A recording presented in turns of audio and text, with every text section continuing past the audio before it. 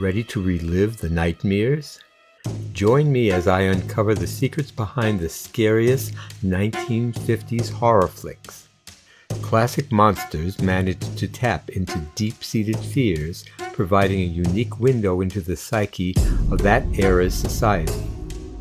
And they continue to send chills down our spines to this day. So sit with me, if you dare, as Endless Perception Cinema presents these 5 shocking 1950s horror movies that will give you nightmares. Number 5. Daughter of Dr. Jekyll, 1957. Directed by Elmer G. Ulmer and starring Gloria Talbot, John Agar, Arthur Shields, John Dierkes, and Molly McCard. Janet and her fiancé George arrive at her guardian's home to celebrate her 21st birthday. This is Dr. Lomas's, isn't it? They find that Dr. Lomas has many secrets to share with Janet. Subscribe! You, my dear, are an heiress to an estate and a sizable fortune. The young woman not only discovers she is wealthy, but she is also the daughter of the infamous Dr. Henry Jekyll of the Jekyll and Hyde werewolf murders. He developed certain drugs that had a most remarkable effect on the mind and body of a human being as a result of using himself as a guinea pig in this experiment. Even though the townspeople executed Jekyll 20 years ago, women are again losing their lives under each full moon. Janet fears that she inherited the killer's trait from her father. But she soon finds there is a more critical truth not being shared.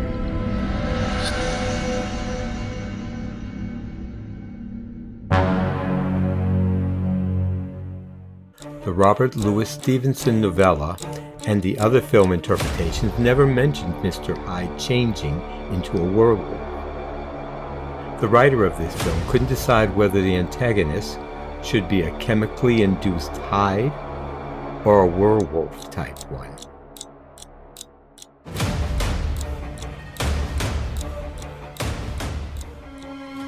Number 4. The Revenge of Frankenstein, 1958.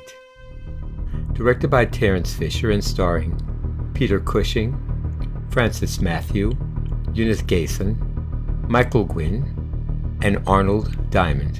In 1860, Baron Victor Frankenstein escaped the guillotine even though the monster he created caused the death of others. With the help of a new assistant, Victor moves the brain of a willing participant named Carl into a new and stronger body.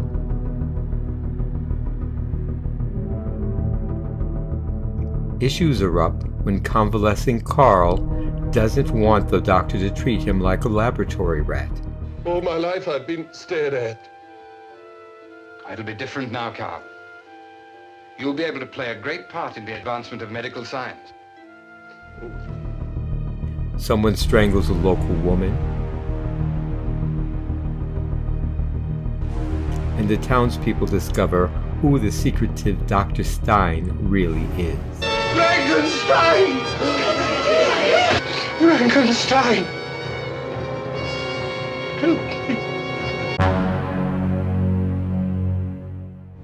Continuing with the theme of the curse of Frankenstein, where the Revenge of Frankenstein picks up, the Baron is obsessed with the reanimation of the dead. Except for a few scars, he is perfect. How convenient that the good doctor's altruism extends to him using his charity hospital to supply what he needs for his gruesome experiments. You must have it off. Have one off. This arm? You'll have to strangle him with one arm, Harry. That's the arm of the pickpocket. It is indeed. You need sensitive fingers to be a member of that profession. Number 3. The Return of Dracula, 1958. Directed by Paul Landris and starring Frances Legenier, Norma Eberhard, Ray Strickland, John Wengraf, Virginia Vincent, Gage Clark, Jimmy Baird, Greta Granstead, and Charles Tenen. On his way to the United States, Dracula murders a man on a train and steals his identity. What did you say?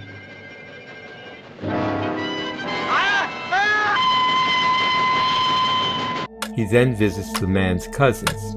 And my daughter Rachel? Oh. I feel as if I've always known you, Cousin Belak. And Dracula ensures he has a place to rest his head in an abandoned mine. Rachel feels that she and her newfound cousin are similar. So you see, you have not offended me. And we are good friends, huh? I'm so glad. But after he approaches her friend Jenny, she and Dracula become an item.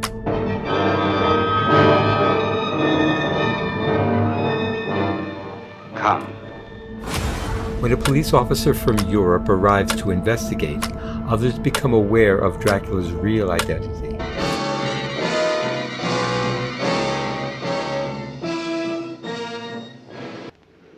What are you? The voice of the lead actress haunted me. Either she was doing it intentionally or accidentally, but I could only think of Marilyn Monroe's voice. Pretty soon it was as if it were happening to me almost. I could feel the pain you felt and how you wanted to express yourself but couldn't. I know how that is. I feel the same way too sometimes. Number 2, The Horror of Dracula, 1958. Directed by Terence Fisher and starring Peter Cushing, Michael Kolff, Melissa Stribling, Christopher Lee, Carol Marsh, John Van Eysen, Janina Fey, and Valerie Gant. Jonathan Harker meets Count Dracula at his castle. Count Dracula. I am Dracula, and I welcome you to my house. Only to be bitten by a young woman.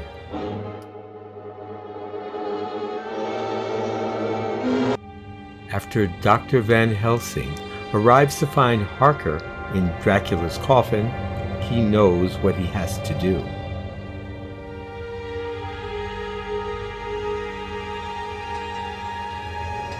Unfortunately, Dracula has his sights on Harker's fiancée, Lucy.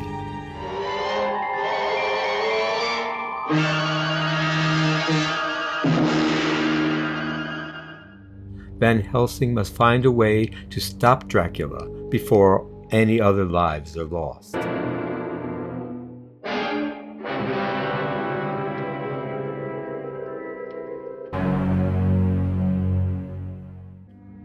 It's difficult not to see that Dracula's undertaker coffin has a cross on it.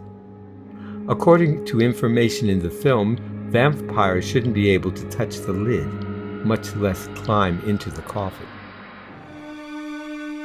Number 1, The Mummy, 1959. Directed by Terence Fisher and starring Peter Cushing, Christopher Lee, Yvonne Furno, Felix Aylmer, Raymond Huntley, Eddie Byrne, and George Pestel. In Egypt, Princess Aneka died 4,000 years ago. Her people prepared to place her in a tomb, but her secret love, Charis, attempts to bring her back to life.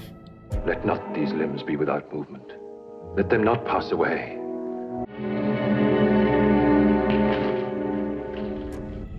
Because of this offense, Charis is mummified and entombed with the princess to protect her.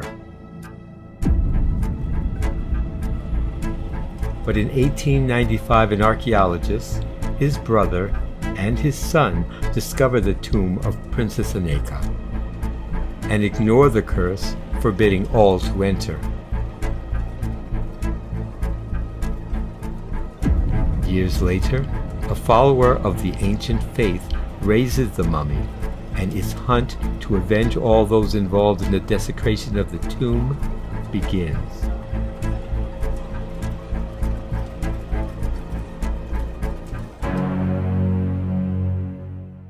You've got to feel sorry for Christopher Lee, who played the powerful mummy.